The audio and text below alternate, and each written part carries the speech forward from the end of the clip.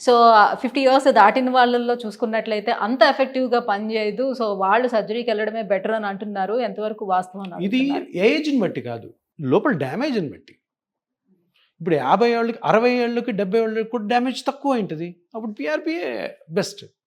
లేదు 45, 50 దాటిన తర్వాత ఎక్కువ డ్యామేజ్ అయిపోయిందనుకో, అప్పుడు ఆప్షన్ సర్జరీకి ఇస్తాము.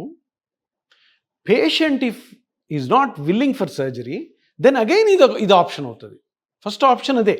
మేము కూడా చెప్తాం సర్జరీకి వెళ్ళండి. ఎందుకంటే ఇంత డ్యామేజ్ అయిపోయింది. మీకు ఈ బోన్స్ డీరేంజ్ అయిపోయి, లేదంటే బోన్స్ బెండ్ అవుతున్నాయని ఇస్తాం. కానీ పేషెంట్ ఇఫ్ డజంట్ అగ్రీ, పేషెంట్‌కి ఇష్టం లేదు సర్జరీ అన్నప్పుడు సరే అయితే ఇది కూడా చేసుకోండి. బట్ ఎప్పుడైనా అదే బెస్ట్ అని. అంటే ఇక్కడ ఏంటంటే ఇప్పుడు మనం 2025లో ఉన్నాం. ట్రీట్మెంట్ అన్నది పేషెంట్ చాయిస్. మనం ఎవరం కాదు చెప్పడానికి. మనం అడ్వైస్ ఇస్తాం. చూడు ఈ స్టేజ్‌లో ఉంది కాబట్టి సర్జరీ అవసరం. ఈ స్టేజ్‌లో పీఆర్‌పీ చేసుకో హ్యాపీగా.